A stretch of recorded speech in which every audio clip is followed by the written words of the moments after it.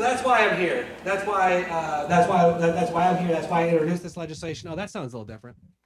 And I just want to just close by thanking you for being here, because what you're doing is so important. Being willing to come and put a human face on this mission is incredibly important, because what's stopping this legislation is fear. It's fear of the politics of criminal justice reform. It's fear that some politicians will use crime and will use racism and will weaponize that for their own personal political advantage. And what my colleagues who want to do the right thing need to hear is they need to hear from you. They need to hear the stories of success. I really want to thank these folks who've been in the system and who've been telling those stories, because it makes a huge difference. But when all of you go and tell your stories, what it does is it gives these elected officials an opportunity to understand that every situation isn't the same.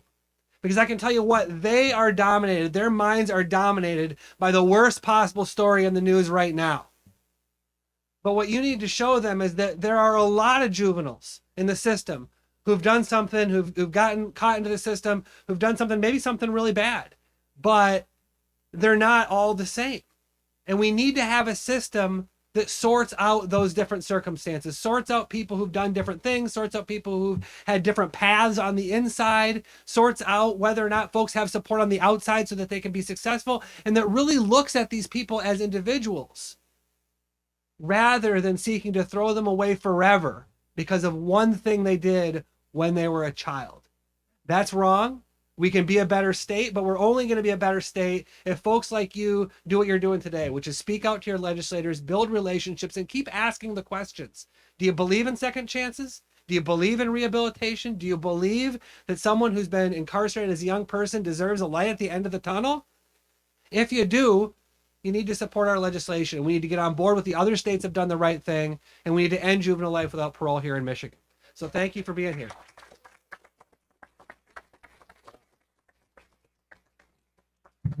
All right. Good morning. Good morning. This is a most important thing we can work on right now, is criminal justice reform. And when you talk about criminal justice reform, it's not a one-shot a deal. It's a comprehensive, across-the-board approach. Sentencing, long stays for those who are health have been failing, and then we talk about prevention. If we put money on the front end, we wouldn't have to deal with a lot of things on the back end. But that's neither here nor there. But I'm here to just say thank you for your support. The work in Safe and Just Michigan does to reduce harm caused by both crime and incarceration is very inspiring. And for those of the folks who've been here for the long haul, you know how it means and how it feels to not give up. It's like a marathon. You're tired, but you can't give up. And that's what this is all about. And for working with the senator, we're committed. We're not going to give up. And that's important for you to know. So I'm Amos O'Neill. I'm the state rep from the 94th district, which includes Bridgeport Township, Buena Vista Township, Saginaw City, Saginaw Township, and Spalding Township. And one of my top priorities as an individual and as a state rep is to implement criminal justice reform. A just criminal justice system doesn't mean that we're soft on crime, which some of our colleagues are using this as a talking point, a step ladder that they're trying to promote themselves when we're trying to address these issues. And you guys know who those individuals are. But we're going to be intentional and fair by introducing policies that make sense and change for the better. I support and have introduced various reforms throughout Michigan criminal justice system. I'd like to take time to talk about 3 of them today. First, ending juvenile life without parole. Second, look at sentencing in good time. All of those bills are comprehensive and they're necessary. Earlier this year, I introduced a bill package that would end juvenile life without parole with my colleague, Senator Irving. Michigan has a system that has the largest population of juvenile lifers in the country. That's Michigan. It's not Mississippi, not Florida, not Louisiana, Michigan. What is even more egregious is the fact that 90% of our kids who have been sentenced to life without parole over the past decade are kids of color. I visited probably 18 institutions in my effort to try to find out and listen to the guys and let them know what we're working on to give them hope. And this last visit, I went and we were leaving, and I just turned around and I just looked at the brothers. I said, man, it was like a dagger. All of this talent, all of these gifted individuals, due to circumstances, some beyond their control, and circumstances due to our system. Senator, our system is set up for just that purpose. Michigan has allowed this human rights and racial justice crisis to go on too long unaddressed. It's time we make these changes to address these shortfalls. And what's more important about these bills is they abolish life without parole as a sentencing option for people 19 years and under. That's a big deal. The brain doesn't develop until 25 and 26. The research shows that. So if you're 18, 17, 18, you make a bad move, like we've all done, you grow out of it. And talking to the men and the women about, what happened, they're different people. Total different people. They're not the same people, Senator. They're not. So,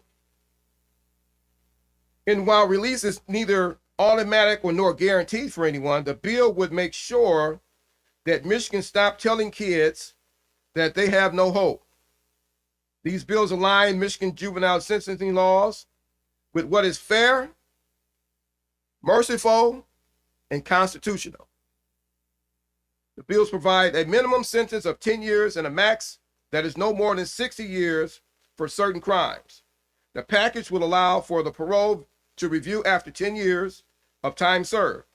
And to be clear, 10 years isn't the maximum sentence, as you know. Those who have committed truly heinous acts, and even as children, warrant longer sentences. The 10-year review period would take into consideration many factors.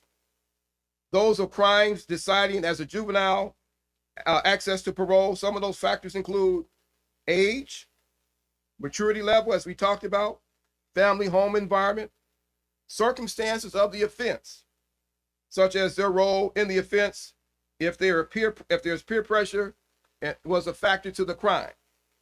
So I'd like to point out, it costs the United States millions a year to imprison juveniles serving life. Millions.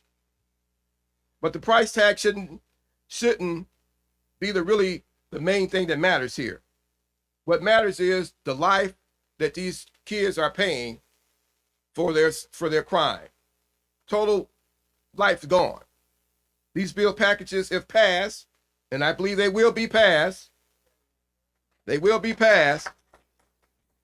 and this is what I said to an individual this morning.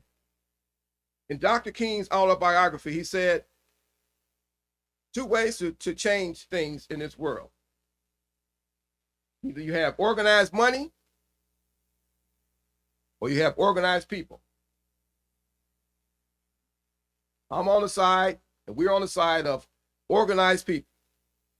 People power is the best power. Don't forget that. People power is the best power. People power can move mountains. People power can put pressure on us elected officials, the Attorney General's office, the governor, and all those prosecutors who are so stuck in their mud and don't want to move. People power. And here's another thing. The power of the vote. Now, most prosecutors are elected. County prosecutors, they're elected. Now you have to use every tool in our toolbox here. Now we have numbers here. There are numbers all across the country. Am I right? So we need to use this power to our advantage to let them know it's time for changes. We can't stay stuck in 20, 30 years ago in this old archaic system that's penalizing folks who shouldn't be penalized, keeping folks in prison longer than they should be there, and then sentencing them way beyond the standards across the country. We spend $2 billion taxpayer dollars, Senator, as you know, for incarceration. $2 billion. Now, in this last budget, I said to my colleagues, we need to shift some of those resources to programs that's going to support the enrichment of these young men and women. And we did that. We did that. And we're going to continue to do that until these laws are enacted. So my point is, and I'll close, we're in it for the long haul. We're in a marathon race. We're not in a sprint. It's going to get tough. You're going to get tired. But you got to pull that second wind, hold on to a partner, and say, hey, brother, I need you to hold me up for a few miles. Okay, I'll get my second wind. And we got to keep fighting. We can't give up. People power is the best power. Let's say that. People power is the best power. God bless y'all. All right. All right.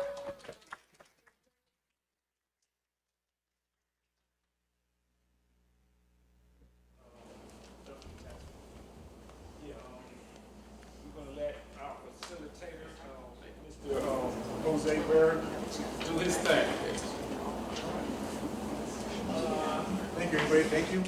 Can we get all the panelists up here, please?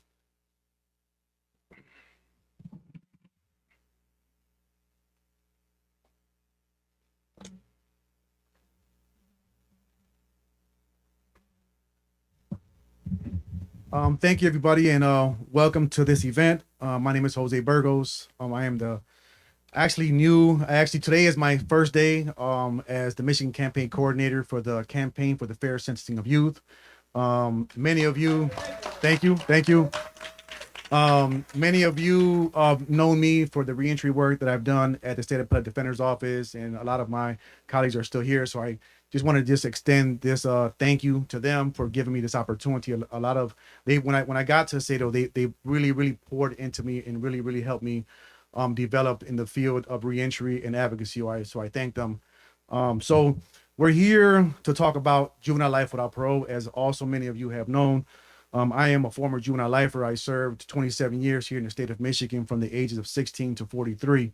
And when I went in there, one of the things that really bothered me, man, like when I first got sentenced to that life without parole, there was something in me that was saying something is morally wrong about this. It's not about whether I should be held accountable for my actions or not, but something is morally wrong about sending children to prison. And I think we can do it better. Like the senator and the representative said, we spend $2 billion a year in corrections. Some of that money can be invested in off-ramps that would prevent children from going into the system in the first place. Our children are the most vulnerable population there is. Like, how is it that it's okay for us to say that, a child can be sent to prison for the rest of his life?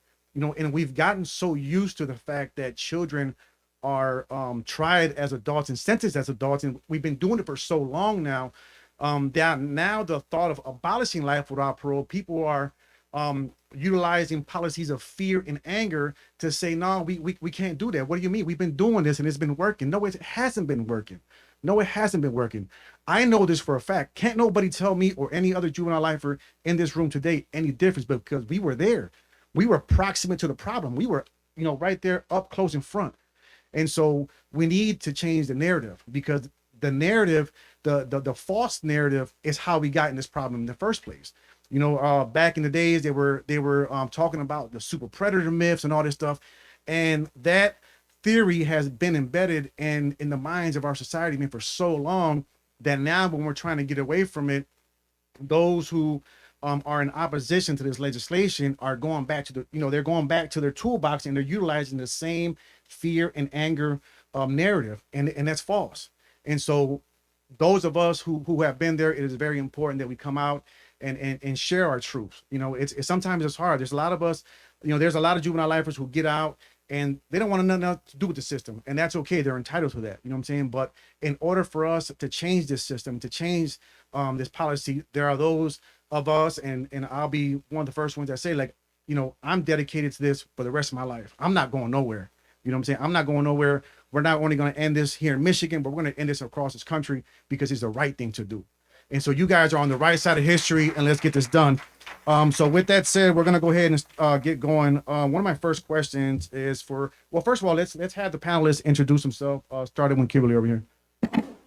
Hi, my name is Kim Thomas. I'm a law professor at the University of Michigan Law School. It's great to be here. Thank you so much for inviting me. Hello, everybody. Ronnie Waters. I'm a community engagement specialist with Safe and Just Michigan, and thank you also for being here. Hi, I'm Chelsea Richardson. I'm a mitigation specialist supervisor for the State Appellate Defender Office's Juvenile Lifer Unit. Good morning. I'm Tina Olson. I'm the managing attorney of the State Appellate Defender Office's Juvenile Lifer Unit. Thank you. So my first question is going to be Kimberly. Can you share some of your personal and professional thoughts and experiences regarding juvenile lifers? Thank you, Jose. So I'm a law professor, but I also am a lawyer, and so I run our juvenile justice clinic, and I work with people who are incarcerated who are juvenile lifers, one of who's here today, so I'm so happy to be here. I want to reiterate something that was said earlier, that juvenile life without parole is not normal. If you pan back, we are the only country in the world that sentences our children to die in prison. And Michigan is the lead in the nation in doing so. And so when people get used to our current system, we have to remind them that this is not the norm, right? This is not how the rest of the world and the rest of the country is dealing with this issue. And so I really want to remind you just to keep that in mind, right? This is not a normal reaction to young people's criminal behavior. Mr. Ronnie Waters, so the next question is to you. What would you say to someone who says a person who killed someone is irredeemable? Well, that's a personal question to me because I have killed someone in my life, and very remorseful for what I've done to my victims. And I think that I'm in line with most juveniles who go to prison for doing whatever it is they were convicted of, you know, and they get there and they start reevaluating everything about their life. They start reevaluating how they got into the situation that they got in, and over a period of time they start to think, how can I become a better person? How is this the last thing that's going to be written on me? Murderer. Nobody wants that to be the last thing that's written about them.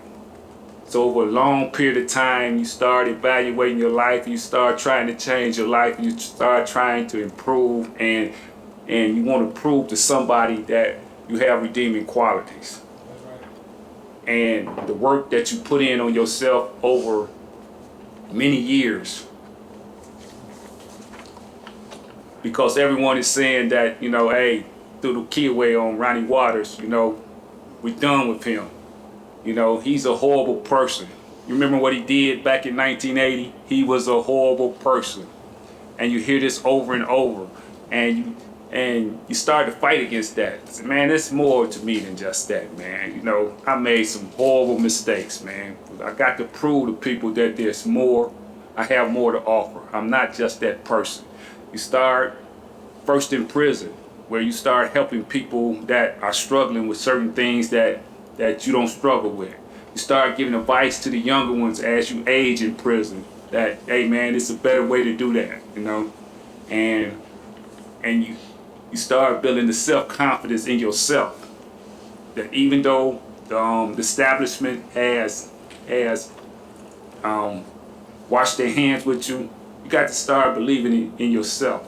And you come to terms with all these horrible things you've done, and you just become a better person. You know, you ask for forgiveness to your victims. You ask for forgiveness to your community, and you simply age out of crime and become a better person. And everybody that that you interact with can see that change. You know, you can see that, man, this guy isn't the same person who walked through those doors when he was 17 years old. And you just pray for a chance that you can put your record as an adult, your accomplishments as an adult in front of a decision maker who can give you a second chance at life. I was fortunate to be able to get that second chance at life. So I know that kids are redeemable. I know because I was that kid. And I left so many of those same people, same like-minded people behind. And I'm just fighting for the opportunity that I got for them. So when we talk about bill numbers and juvenile life without parole, I see faces that I left behind.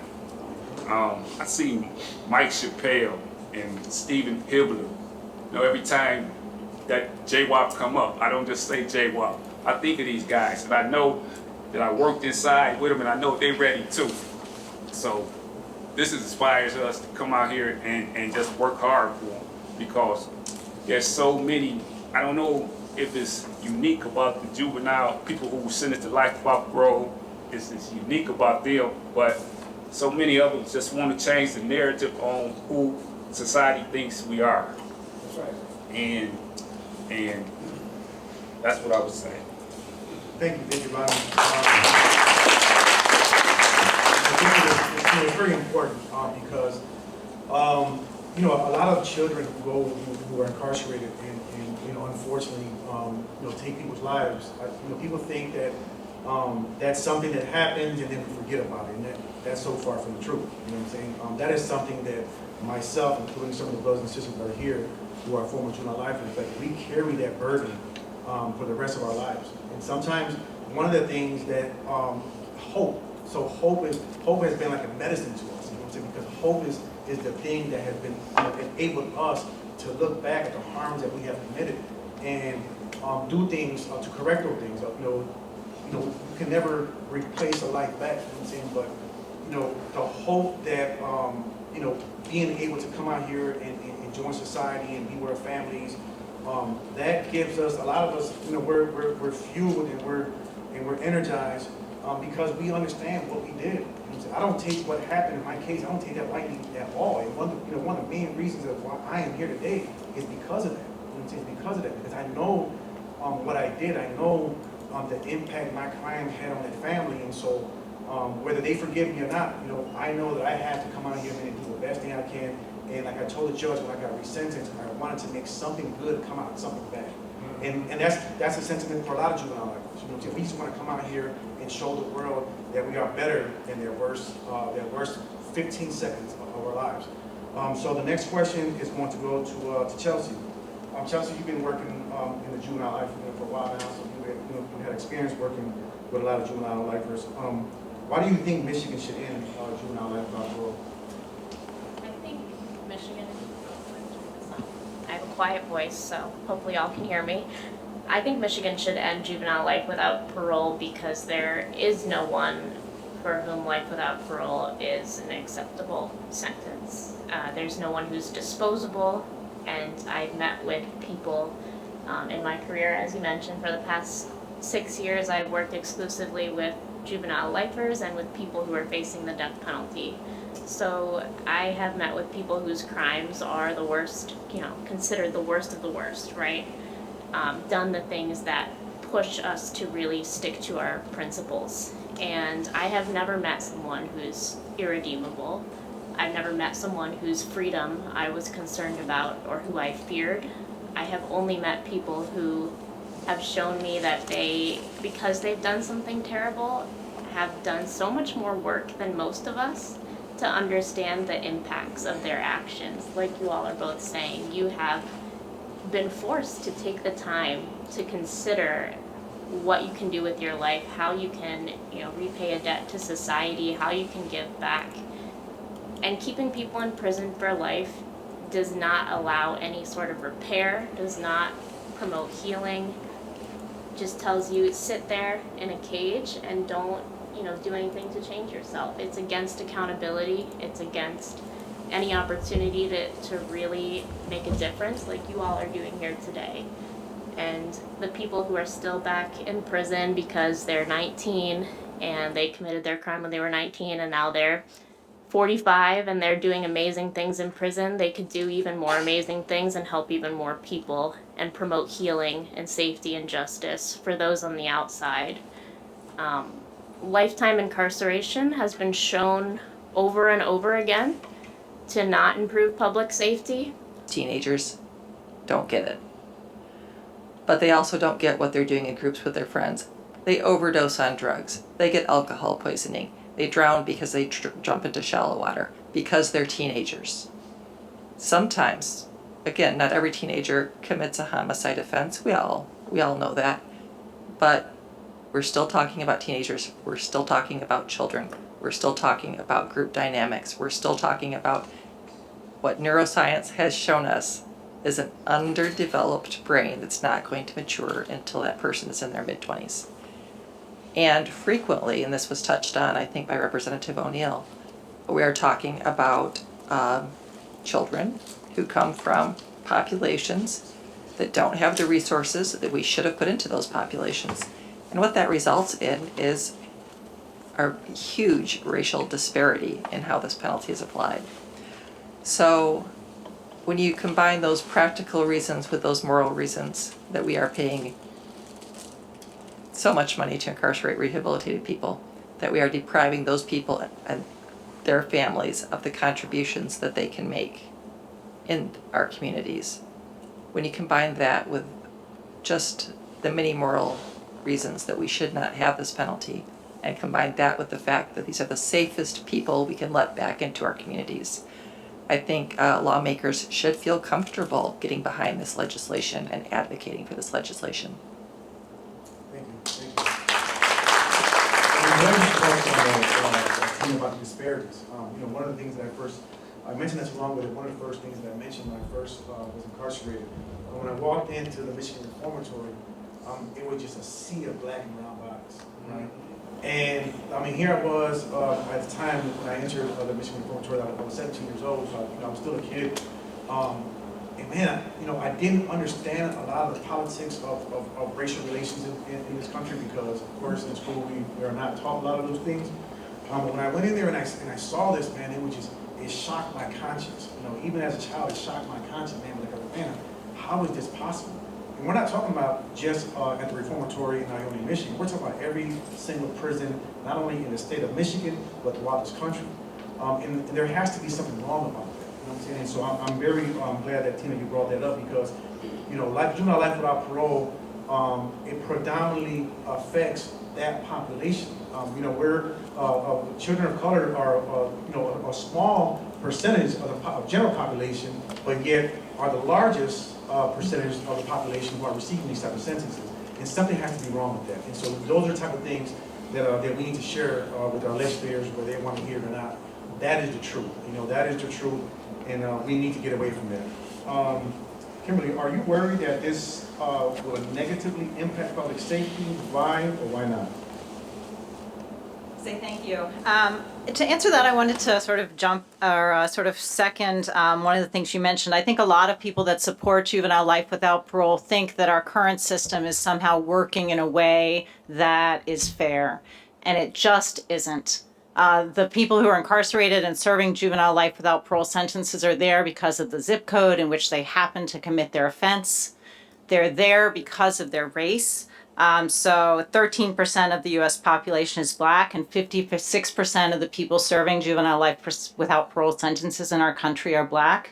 In Wayne County, 39% of the population is Black, and 93% of the people who were sentenced to life without parole were Black. And so it is not a system that distinguishes in a way that is fair. It's a system that distinguishes in a way that's discriminatory.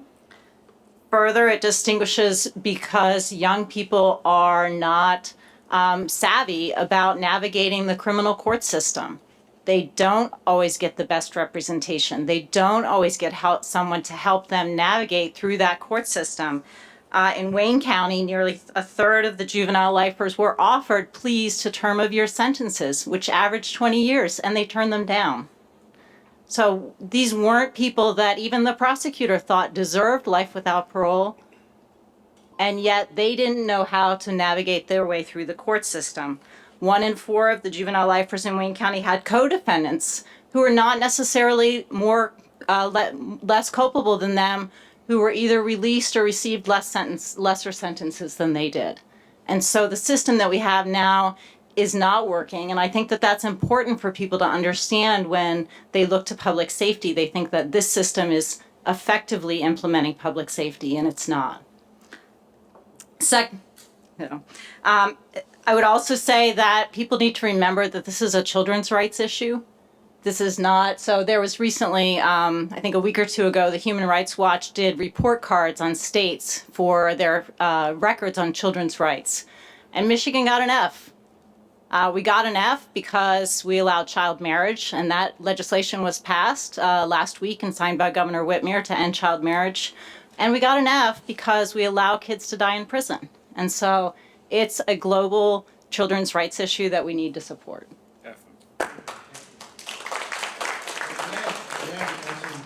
The legislation about child marriage, because what they use, I read an article, what they use to even get that passed is the very same stuff that we're using. I mean, they said that it was a human rights violation. You know, juvenile life without parole is a human rights violation. They said that the brain is underdeveloped, that children shouldn't get married at such a young age. It's the same brain science that we are using for our argument. You know what I'm saying? That, you know, it's just not right. You know, so a lot of these children, including myself, that go through these processes, we get charged with these crimes, and literally when we're sitting there in the courtroom, we don't know what's going on. We don't understand what's going on. You know what I'm saying? I sat there for an entire year. I trusted my lawyer to do what I felt was the best, what he felt was the best, but I didn't know nothing what was going on. You know what I'm saying? Even after when I got sentenced, I was still kind of like not really knowing the whole process. You know, it wasn't until later on in my life and while I was incarcerated going to the law library that I started to study the law, that I started to get a better understanding of what it is I had went through. So the fact that children cannot help in their own defenses, that is just another reason why this sentence and this type of sentence should be abolished. How much more time we got, John? I know we have some legislative business. We got a little bit more. We got a couple other things to go. Ronnie, as we go into these legislative business and talk to these legislators, what would you say to someone who is worried about the politics of supporting this legislation? So if that question comes up in some of these legislative meetings, what would you say to that person about this? Yeah, I would say that this is not a get out of jail free card. No one expecting a juvenile just to be slapped on the wrist and say, don't do that anymore. Saying that everyone that we're advocating to be released has done serious time, has really just dissect everything that's ever happened in their life. I've literally dissected every move that I could think of that's happened in my life. And we are changed people. We don't think in the same capacity. So if you worried about this being political, you know, the data that's been collected speaks for itself. You know, the state of Michigan, I think like one person has offended. Somebody says 2 now, but out of all the people who have been released, nobody has committed a violent crime or and if you talk to a juvenile or you know someone who has, we don't even think in those terms. We just think in the terms of trying to give back to our community, trying to change the narrative on who we are. So it's one of the safest criminal justice decisions that you can make is to change the law that ends the practice of kids dying in prison. If you want to do anything, if you want to I just want something on my record that said I did something for criminal justice reform, then this is the safest road that you can travel down is to allow a juvenile offender who has did in most cases decades behind bars. I did over 40, and to release me and think that I'm going to in any way get involved in some street crime or crime of any kind is crazy. We don't have time for that.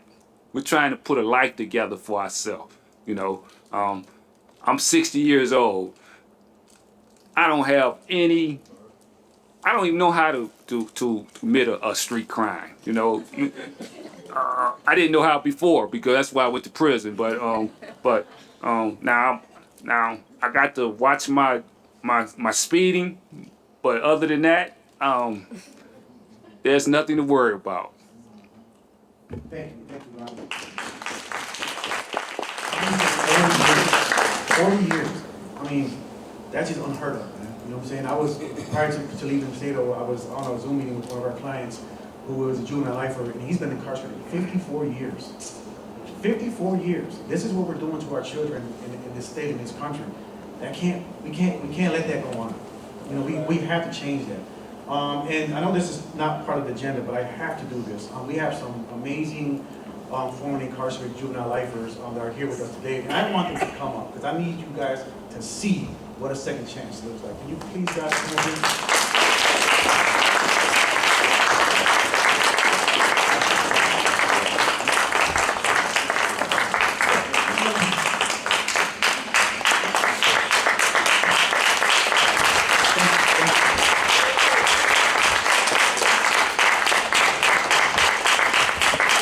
So what I want to do is, I want them to introduce themselves and tell us exactly what it is they're doing. Because these don't look like sociopaths. These are not sociopaths. These are not super predators. These are not people who are out here victimizing our communities. These are people who are out here contributing to our communities. So I'm going to go over here with the mics, and because this has to be acknowledged, and this is, so right here we have the wonderful Kimberly Woodson. Kimberly, can you please give us your name, how much time you did, and what are you doing out here? Hi everyone, I'm actually double booking right now. I'm at work because that's how dedicated I am to the cause.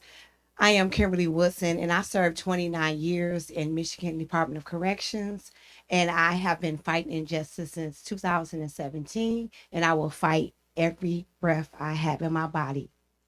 Thank you. Hello, everybody. My name is Alex Ayala. I did 29 years from the age of 16. I've been home since 2019. Since then, I started my own company. I've been working very well. I go to church and all this, and I've been fighting for justice reform since I've been home as well.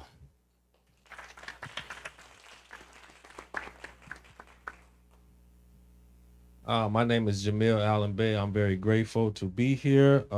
So much so, I'm in the presence of my attorney who helped foster my release in 2018. I served 32 years, and that is the wonderful and great and honorable Kim Thomas.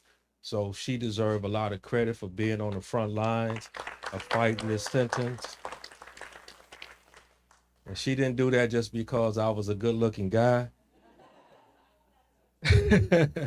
But because I work hard to be here to redeem myself and to contribute to something to society. I am now today grateful to be the program director for the Pope Francis Center, which provides services and programs for the homeless population in Detroit and Metro Detroit. Thank you.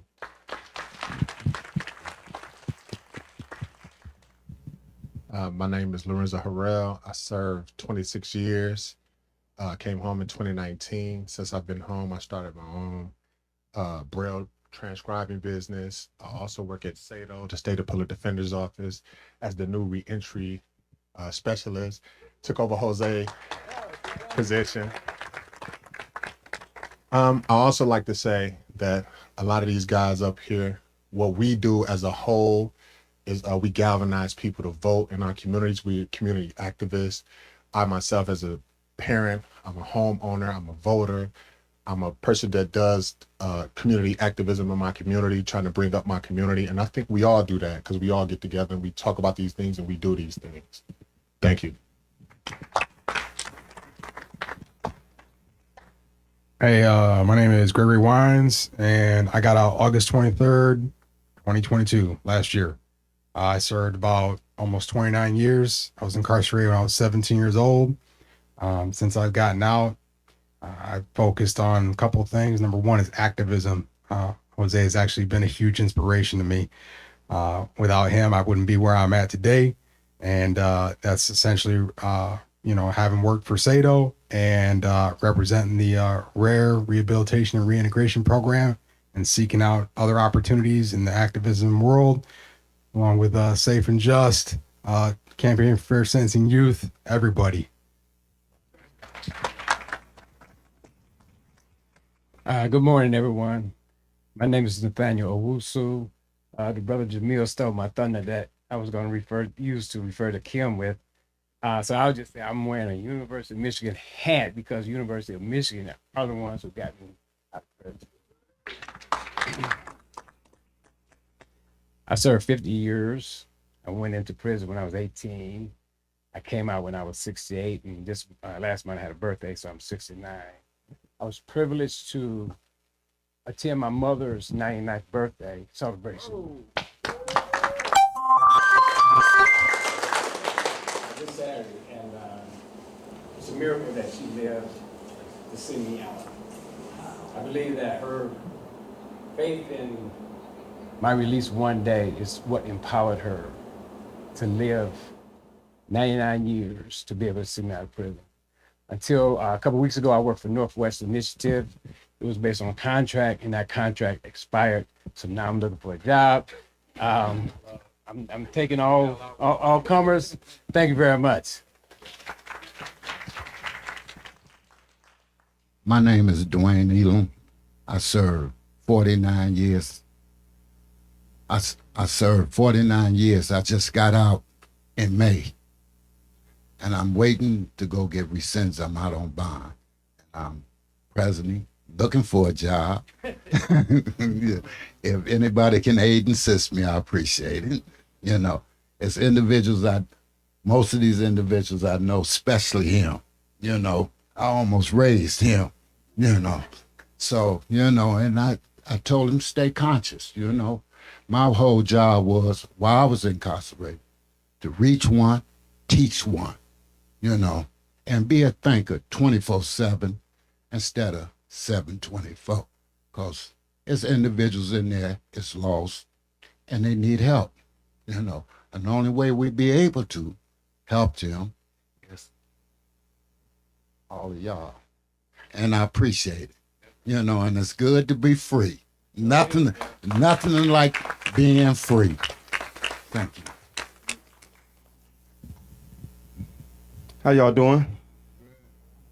I'm Demetrius Knuckles Hill. I served 28 years within the Michigan Department of Corruption. And that's what, the system is corrupt. That's how we ended up there. When the system can take a 13, 14, 15, 16, 17-year-old and throw you away and say, there is no change in you, that's corrupt, right? That's being morally corrupt. That they call us the monster, but they throw us in a cage and treat us like we less than human as a child. So who are the real monsters?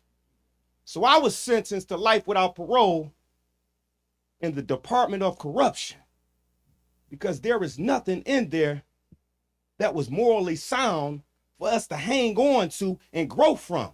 We grew from one another. I exited the prison system October 2nd, 2018. October 4th, 2018, I got my first job in the canvassing for the elections. I have not stopped running since. I have not stopped advocating since. I've started my own nonprofit, Good Heart Youth, the Great Minds Project. I have my own podcast, the Great Minds Project 5.0, which was my first guest, Jose.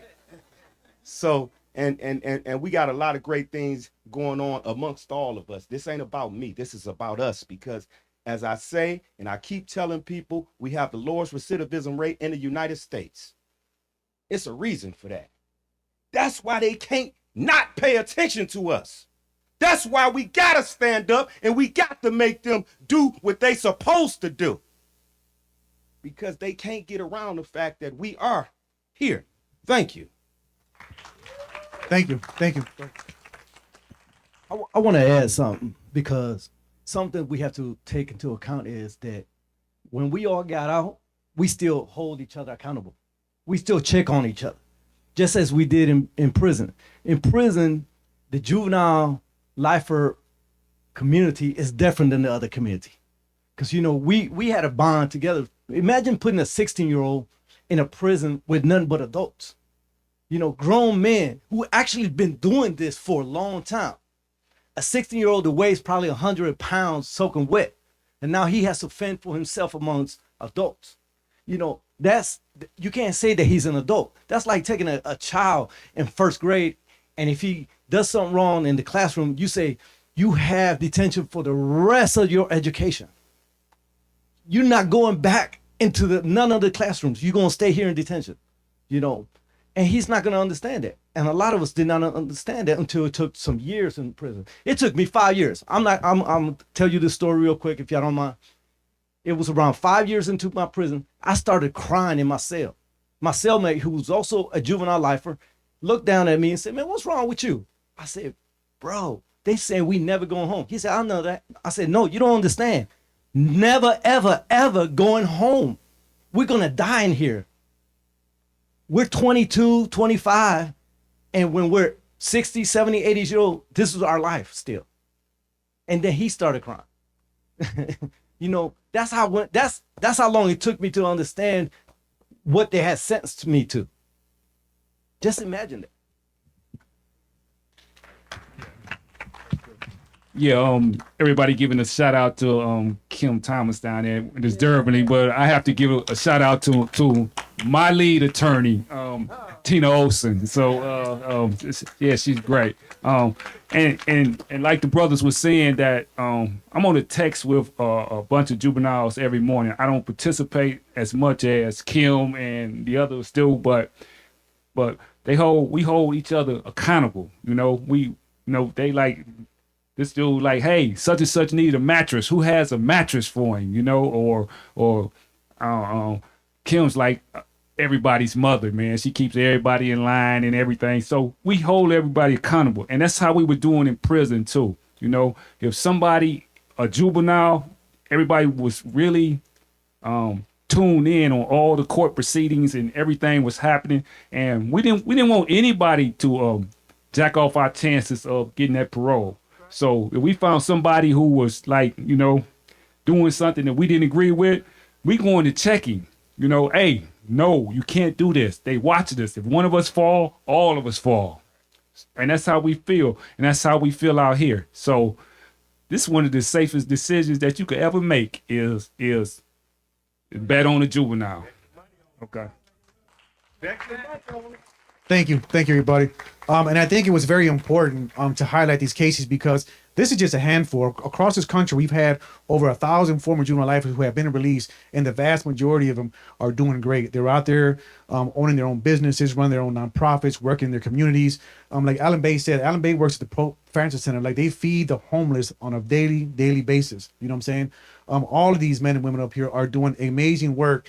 And so when they tell you, when we go on these meetings and they again start the whole fear and anger thing, like, no, you can't tell me any different. You know what I'm saying? Because I've seen different. I know different. You know what I'm saying? And so for those of you who don't personally know any juvenile lifers, I ask that when you see them as we go along the day, take a chance to, you know, put them to the side and talk to them. You know what I'm saying? And you'll be amazed, man, at some of the stories that you'll hear. Alex talked about that crying. I guarantee you, every single one of us here and on this panel here, who were former juvenile lifers, we all had that moment when we cried.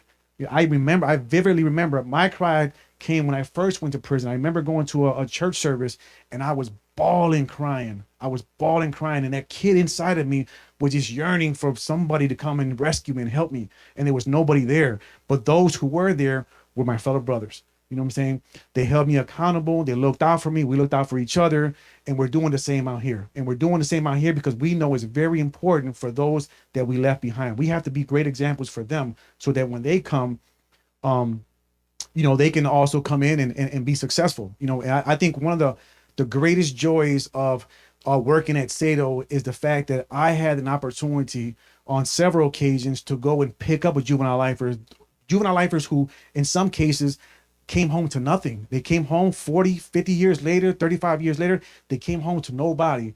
And what an honor it was for me to be the face that they saw the moment they walk out of that prison.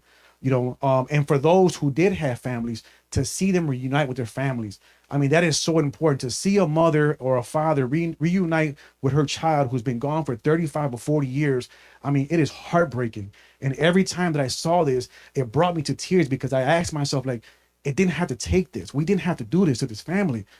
Yes, we had to hold the person accountable for his actions, but we didn't have to rip this family apart. And that's what we're doing when we're sending these kids to these prisons, because the brother, he was able to celebrate his mother's birthday, 99 years old. How many others here who didn't have that opportunity? I'm fortunate enough that when I came home, my grandmother, who was there when I received the life sentence, she was also there when that life sentence was undone. And today she's at home right now. My grandmother, she'll be 90 in a couple months. I am so blessed to be there. I'm so blessed to help her because she was the one that endured those 27 years of incarceration. And we need to stop doing this. We need to stop ripping these families apart. Again, we can create sensible legislation. We can take care of public safety, but we don't have to do it on the backs of children. There's nothing right about that. There's nothing right about that. We are supposed to be better as a country. We are supposed to be better. Other countries, we are the only country in the world that still does this. And we'll be the first ones to go and say, hey, human rights violations over in Ukraine, human rights violation over in Africa, human rights violation all over the world. Here in our own country, we are doing this. And there's something wrong about that. And so I thank all of you who are here to support this legislation. We have a long fight ahead of us, but we're not going nowhere until this gets done. And hold your politicians accountable, both Democrats and Republicans. Hold them accountable. And if they do not listen to you, elections is coming up very, very soon. You know what I'm saying? And so for those who don't want to put forth legislation that the people are asking for, then they need to go. You know what I'm saying? They need to go. So thank you very much, all of you who have shown up. I don't know if anybody has any quick questions before we get going to the next phase of this program. No questions? Yes, ma'am.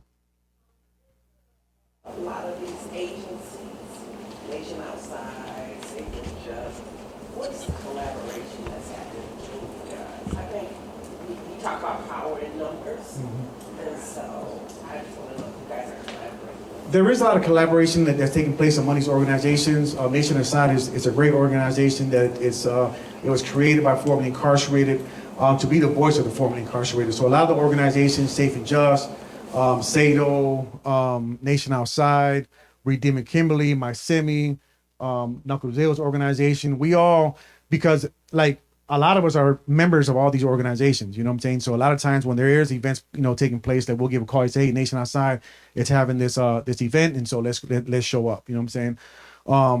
Because we're, and I think it's very, very, very, very important to understand that that in order for this problems and these, to get fixed, those who experienced it have to be at the table. They have to be, you know what I'm saying? I commend SATA what they've done in hiring formerly incarcerated, because one of the things that I told them when I got interviewed was that, as an agency, you're asking the world to give juvenile lifers a second chance. Well, you have to be a reflection of that, and they've done a great job in doing that. So I thank them for that.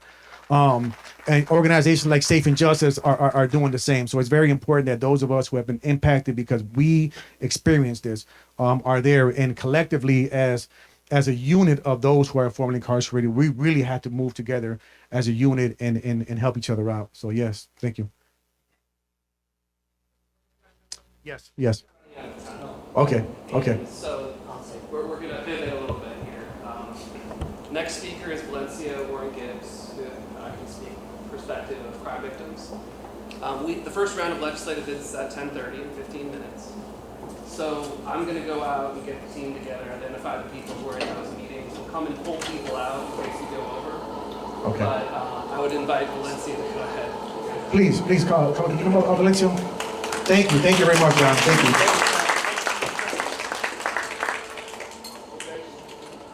Okay. Yep. Oh, and thank you to my panelists, Tina, Chelsea, Kim. The next thing we're gonna do.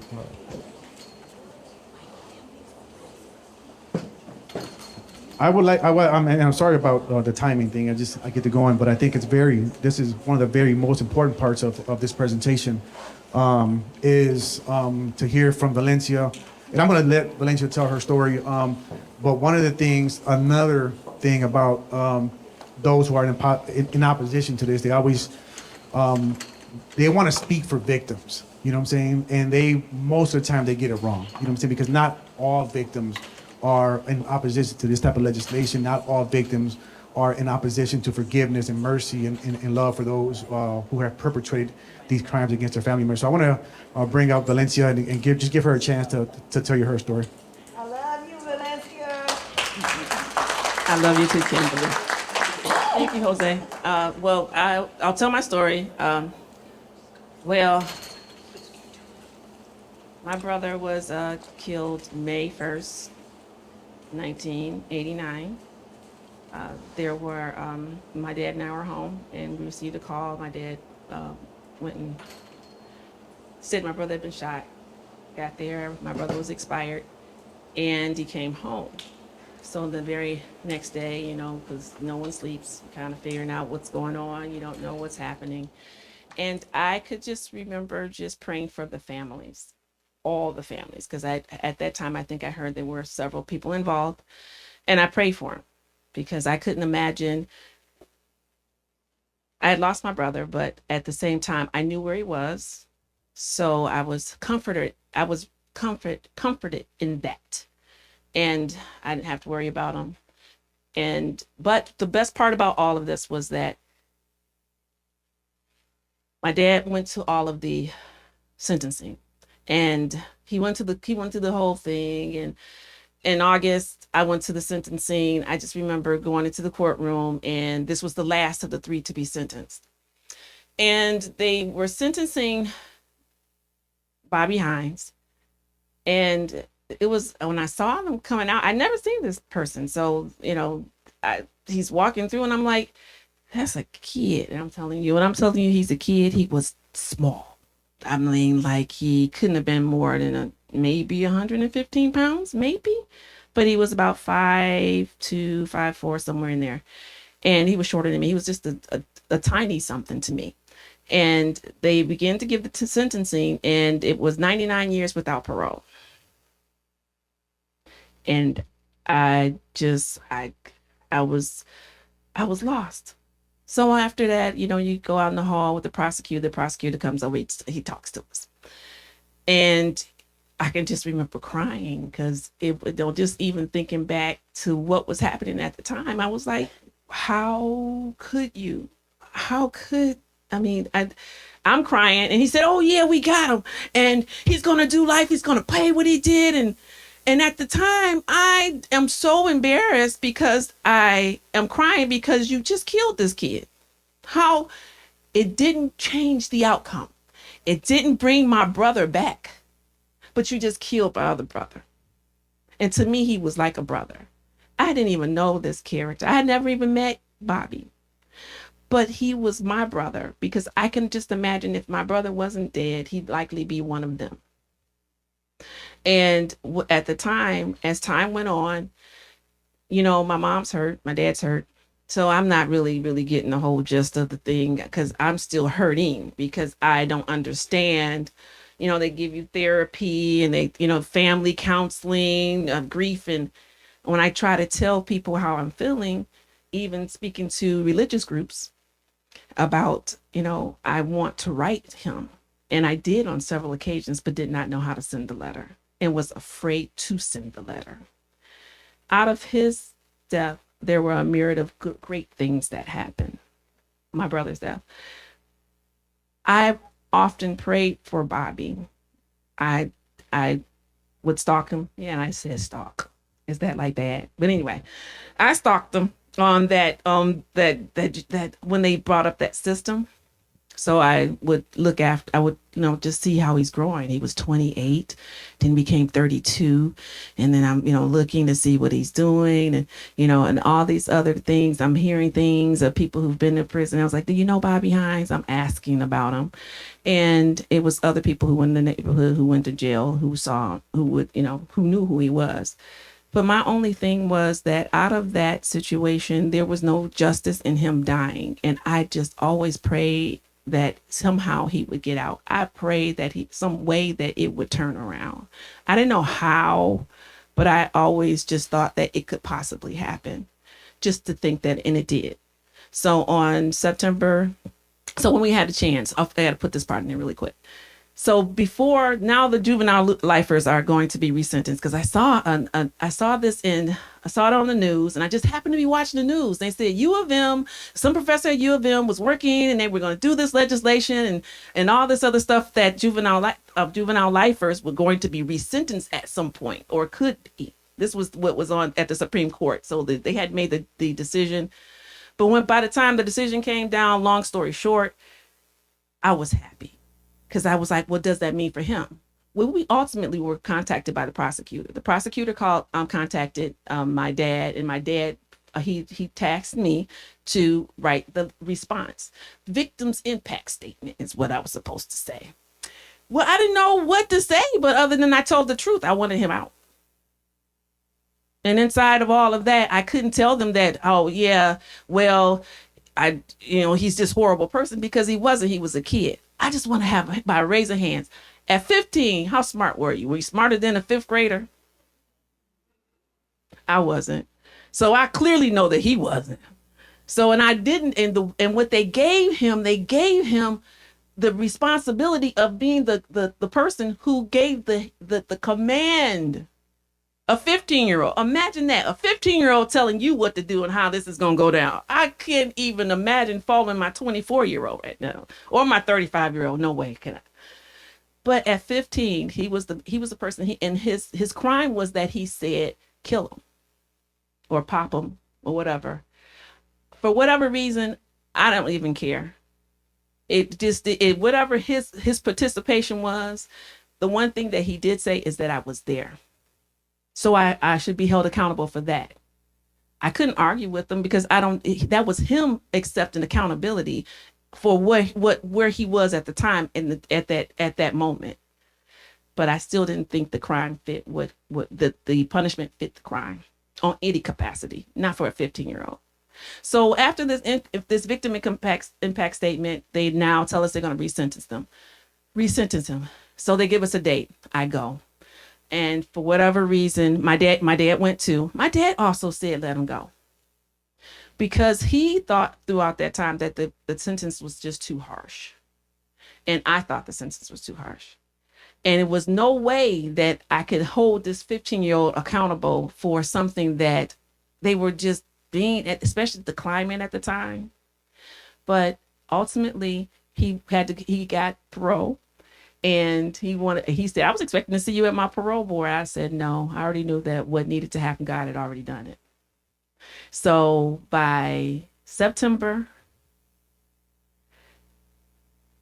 12th, 2017, he was let go. I think I just screamed, because I was so happy for him. And we got a chance to meet, and we met, and we talked for hours, and we keep in touch to this day. I can call him. He's going to call me back. He's an author. He works. He became trained as a welder. Now he's a painter.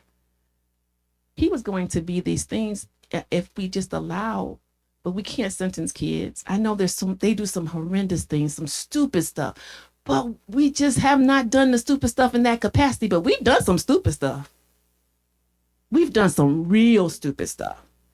But Bobby deserved a second chance. And I'm so grateful for the organizations and for the Campaign for Fair Sentencing of Youth and your organization that is helping us get back and get these kids out of here. But the campaign makes sure that we try to get legislation changed throughout the United States. And this is one of the hardest states to get this stuff corrected. And it shouldn't be this hard. And I think the best analogy that what was given earlier was that, do you give a kid that does something wrong in first grade detention for the rest of his entire his educational career? That's equivalent. And the fact that we get an opportunity to get this right, I will be at every opportunity to speak on behalf of youth that I am in my capacity. I do take care of my dad, who's now I am his caregiver, and I am back and forth from Michigan to Georgia. So it takes a lot, but wherever they ask me to be, and they like to try to give me stipends and stuff, but I do this because I wish I had this, because someone in there, all the young lifers that are still there, and some who need to be released, need to have somebody advocating on this side. All of us are not upset with the young men, and there's other people like me, some whose children who advocate for the person who killed their child, their only child. And here was my brother. I loved him dearly, but I love Bobby too. He deserved if my brother didn't get a chance, at least Bobby got one. And that's all that I will do. So anytime you all need me, I'm here. Thank you very much. So now we're gonna go ahead and get going and start hitting these visits. So yeah, thank you for this event, and we'll come back after we go on these visits.